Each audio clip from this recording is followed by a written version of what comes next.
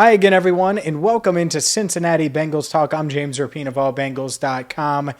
Hit that subscribe button, ring the bell for the latest and greatest Bengals news, or in this instance, maybe not so great news. Not so great news for the Bengals, not so great news for Jessie Bates in his quest to get a long-term deal done. Tyler Dragon of USA Today reporting on Monday evening that Jessie Bates has no intentions of participating in OTAs, showing up for OTAs. Okay, well, that's one thing. Organized team activities, basically really easy practices that aren't mandatory anyway. Zach Taylor's not making them mandatory. Okay, he does expect most players there. Jessie Bates won't be one of them. Not a big deal, right? Well, here's where it becomes a big deal.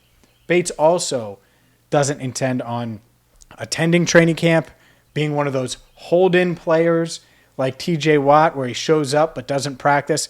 No, it doesn't sound like Bates plans on attending training camp at all unless he gets a long-term deal done with the team, and the team gets a long-term deal done with him, I guess is how he would probably say it, according to Tyler Dragon of USA Today. And so there's a lot of angles here and a lot of stuff to break down. And I gave my instant reaction on Locked On Bengals on Tuesday's episode, dropped Monday night. But as I dissect this, let's start with Jessie Bates.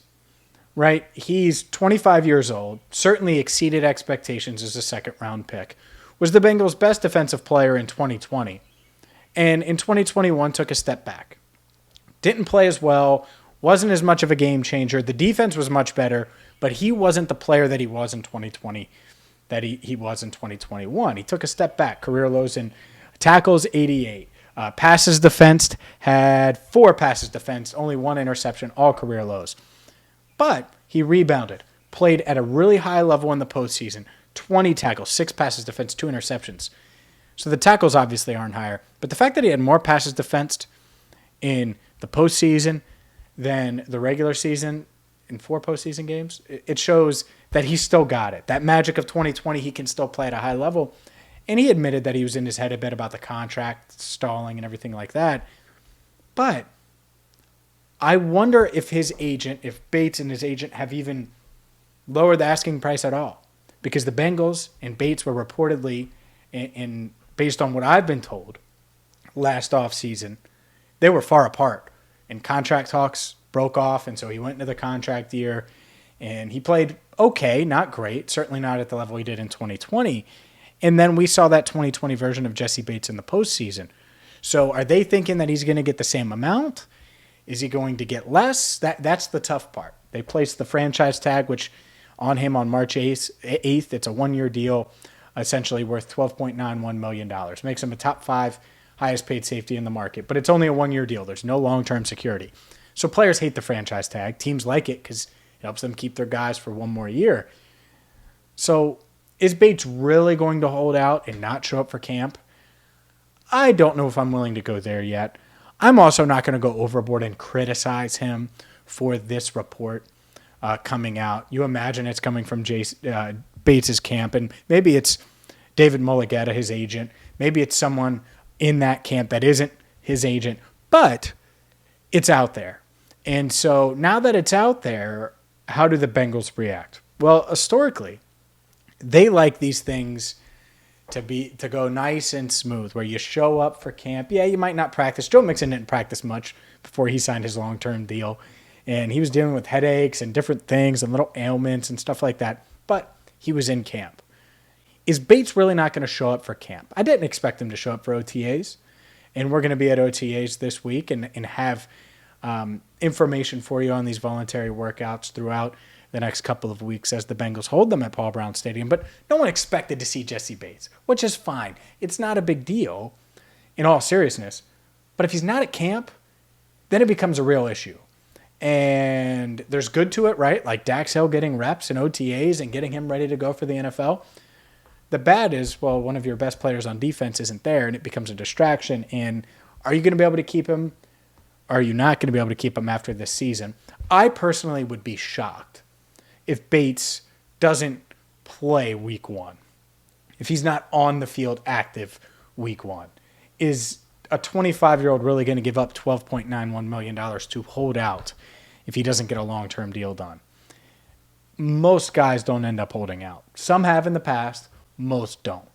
And most of the time when you do skip games, especially a lot of games, well, it doesn't work out well. So we'll see. I would expect him to play on the franchise tag ultimately, worst case. But the report is out there. He has no intention to do so. And last I checked, it's May 16th. If I'm Bates, I wouldn't have any intention to do so. As far as deadlines go, July 15th is that deadline where the Bengals and Bates can agree to a long-term deal up until July 15th.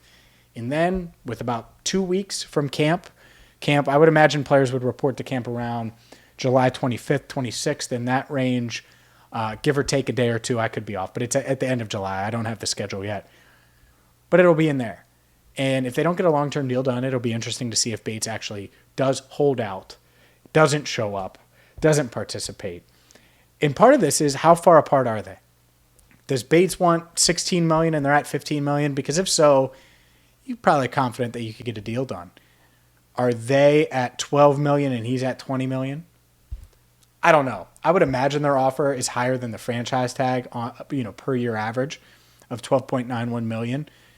I would think a $15 million per year type deal is reasonable for both sides. Now, guaranteed money-wise, not sure what he's looking for, not sure where the Bengals are at. There are other aspects of the deal outside of just average annual salary that you need to take into consideration. But just looking at it from that point, I feel like $15 million or so is worth it, especially when you look at the safeties that got paid this offseason. I think Marcus Williams was the highest paid safety. He didn't even get to $15 million from the Ravens after leaving the Saints. Tyrann Mathieu never got close to that. And I know he's a little bit older, but the point remains. So Bates might be better, so give him a little more. I think that $15 million a year number is about right and probably the sweet spot. And he would play well with Dax Hill. There's no doubt about it. It's a good fit there because Hill is really, really versatile, and Bates is unique. At the same time, that's the other part of this, right, is you look at this roster and you look at Bates, and he didn't take the deal last year. And so now you look at it, they suddenly, the Bengals, have gotten their answer on a lot of these young guys that they're going to want to keep. Now they're probably more likely than ever of thinking about extending Logan Wilson, which he's not eligible yet, but next year he will be. Joe Burrow buried the lead. Obviously, he'll be extension eligible next offseason. T. Higgins, extension eligible next offseason. And the wide receiver market skyrocketed. You know who T. Higgins' agent is? Jessie Bates' agent, David Mulligetta. So that part is quite interesting as well. So there are a lot of storylines. There are a lot of wrinkles. There are a lot of interesting things here. We'll have a ton more for you on this as it breaks. I know we're going to have Joe Burrow. Pretty soon you'll hear from him on the channel on Tuesday. Maybe he'll get asked about it. We'll have clips for you as well with my reaction. So a ton coming your way. But yeah, Jessie Bates threatening to hold out, skip training camp. Will he do it? It's going to be quite interesting. Overall, I'm not shocked at the news. This is a power play. This happens a lot. Will the power play from Bates and his agent lead to, and that's just where I assume it's coming from. I don't know that for sure, but I would imagine it's coming from his camp. Where else would it come from?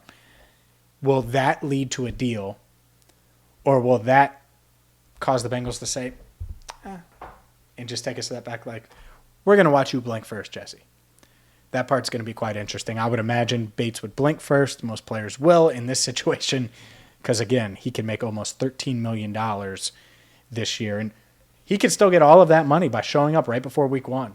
That's all. He could skip all of camp and then show up week one before they play the Steelers and, boom, get his money. So that could happen as well. Plenty of options for Bates. Plenty of interesting storylines, and this is certainly one of them surrounding this Bengals team. We'll have the latest on this as we move forward. Shout out to Andrew Fox Miller for editing this on the fly. I'm James Rapien, signing off for now right here on CBT Cincinnati Bengals Talk.